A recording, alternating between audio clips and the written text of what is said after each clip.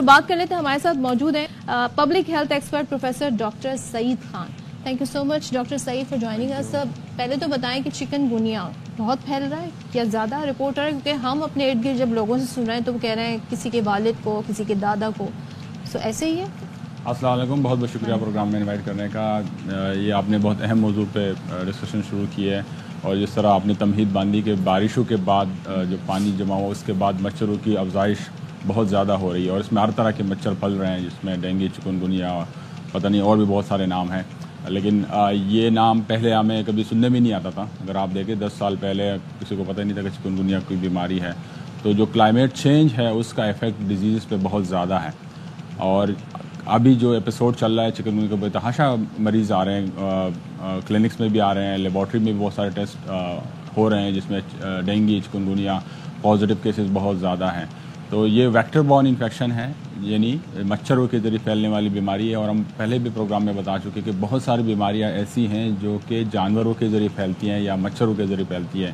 اس کو ہم vector born infection کہتے ہیں، اور جو باقی بیماریاں اس کو ہم زونوٹک انفیکشن کہتے ہیں. 80% بیماری انسانوں میں ایسی ہیں جو جانوروں کے ذریعے پھیل رہی ہوتی ہیں، یا 80%. یا نئے آنے والی بیماریوں میں ہر 4 میں سے 3 بیماریاں اینیملز کے تھرو پھیلے گی. تو یہ محتاط ایک اندازہ ہے کہ آگے ہمیں کیا کرنا چاہیے. اگر پانی اس طرح کھڑا ہوگا اور ہم اس کا کوئی سدباب نہیں کریں گے، تو ہر سال ہم یہی صرف مریض ہی ٹھیک کرنے کی کوشش کر رہے ہوں گے. اس سے بہتر یہ کہ ہم یہ مچھر پلنے نہ دیں اور مریض بنے نہ. تو چلیں لانگ ٹرم میجر ہو گئے نا. آپ کو پتہ ہے کہ یہ ترقی یافتہ کسی ملک میں بات کی جائے تو دیٹ از امپلیمنٹیبل. یہاں پر آپ گلی محلوں میں جا کے دیکھیں یہ نہیں ہو سکتا. اب جو کرنٹ ریسورسز ہیں، ہم اپنے گھر میں تو چلو پریونشن ہم نے کر لی، جالیاں لگا لی، یہ کر لیا وہ کر لیا، لیکن آپ میں صدف ہم لوگ باہر نکلتے ہیں، ہمارے جسم کے حصے ایکسپوز بھی ہوتے ہیں، پھر ہو سکتا ہے کوئی مچھر بھی کاٹے. اس طرح ذاتی طور پر لوگ جو دیکھ رہے ہیں وہ اپنی پریونشن کے لیے کیا کریں، اور اگر ان کیس مچھر کاٹ جائے یا کوئی علامات ظاہر ہوں تو کیسے اس کو نظر انداز نہ کریں. بہت اہم بات آپ نے کی. 3 طرح کے ہمیں تدابیر اختیار کرنی چاہیے. ایک انفرادی طور پہ کہ ہم اپنے آپ کو ایز انڈیویجول کیسے سیف کریں، جس میں مچھر سے کاٹنے سے بچانے کی اپنے آپ کو بچانا چاہیے، جس میں کپڑے ایسے پہننے چاہیے جب ہم باہر جائیں تاکہ ہمارے جسم کے کم سے کم حصے جو ہے ظاہر ہوں، اور جہاں پہ ہو تو اس پہ ایسے ادویات کا استعمال کریں کہ اس سے مچھر نہ کاٹ سکیں.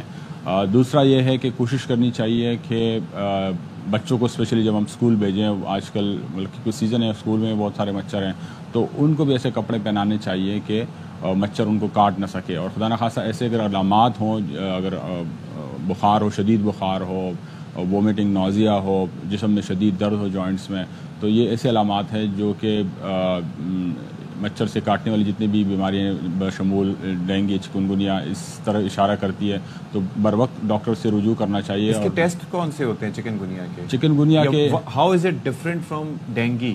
اپیرنٹلی عام آدمی بہت زیادہ اس میں تمیز نہیں کر سکتا، لیکن اس کی جو درد اور تکلیف کی شدت ہے وہ ڈینگی سے کئی گنا زیادہ ہوتا ہے. مطلب ہل نہیں سکتا بندہ پیشنٹ، اور اکثر بڑے لوگوں میں جوڑوں میں درد ہوتا ہے. اور یہ چکن گونیا نام ہی اس لیے ہے کہ یہ بینڈ ہو جاتے ہیں، جوائنٹ بینڈ ہو، اس لیے چکن گونیا کا انیشیلی سمپٹمز کم ہوتے ہیں، پھر وہ بڑھنا شروع ہوتے ہیں. انیشیلی کیا سمپٹمز؟ انیشیل سمپٹم ایک تیز بخار ہے، تقریباً 102 بخار فوری طور پہ 1-2 دن میں تیز بخار ہوتا ہے. درد ودن اے ویک ٹائم شدید درد ہوتا ہے کہ پیشنٹ رونے لگتا ہے. کافی بڑے لوگ ایسے ہیں پھر رو رہے ہوتے ہیں کیونکہ اتنے شدید درد ہوتا ہے. ڈینگی میں یہ ہے کہ وہ ہیمریجک فیور جو کہ لائف تھریٹنگ ہو سکتا ہے، کہ جس میں you bleed from your nose and same جو ہے چکن گونیا میں بھی پاسبل ہے. اس میں بھی ہے، اس میں بھی پلیٹلیٹس آپ کے کاؤنٹ ہوتے ہیں، اور اس میں بھی خطرہ یہ ہو سکتا ہے کہ اگر آپ اس لیے ہم یہ کہتے ہیں کہ سیلف میڈیکیشن کو اوائڈ کرنا چاہیے. بر وقت جو ہے ڈاکٹر کے پاس جانا چاہیے کہ مانیٹرنگ ہو کہ خدا نخواستہ پلیٹلیٹس کم تو نہیں ہو رہے، اتنے کم نہیں ہو رہے کہ اس کو ٹرانسفیوژن کی ضرورت پڑ سکتی ہے. تو یہ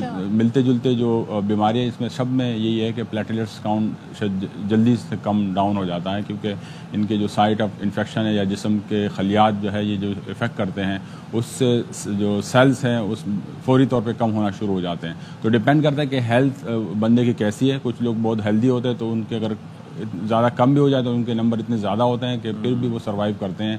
بچے ہیں، بزرگ افراد ہیں، یا جن کو پہلے سے کوئی بیماری ہے، وہ زیادہ اس کے سیویریٹی آف انفیکشن جو ہے وہ بہت زیادہ ہو جاتی ہے اور ان کو سمٹم بھی سیویئر ہو سکتے ہیں، یعنی لائف تھریٹننگ ڈیزیز بھی ہو سکتی ہے اور جان لیوا بھی ثابت ہو سکتی ہے۔ عمومی طور پر یہ بہت جان لیوا نہیں ہوتی اگر لوگ صحت مند ہیں اور پہلے سے ان کا امیون بہتر ہے، لیکن کچھ کیسز میں جس طرح جن کا امیون سسٹم کم ہے اور مدافعتی نظام ویک ہے، اس کا پہلے سے کوئی بیماری ہے ان کو، یا اسپیشلی اگر کوئی بلڈ کی کوئی بیماری ہے تو ان میں یہ جان لیوا ثابت ہو سکتی ہے، تو احتیاط کرنی امیونٹی چاہیے۔ جن کی کمپرومائز ہو ان کے لیے زیادہ مشکلات ہو سکتی ہیں۔ بالکل۔ ٹھیک ہے، thank you so much doctor Saeed, thank you so much. جی احتیاط آپ کریں اور خاص طور پر ڈاکٹر کے پاس، معالج کے پاس جائیں، سیلف میڈیکیشن نہ کریں، اسپیشلی وین یو نو کہ کسی مچھر نے آپ کو کاٹا ہے کچھ اس طریقے سے۔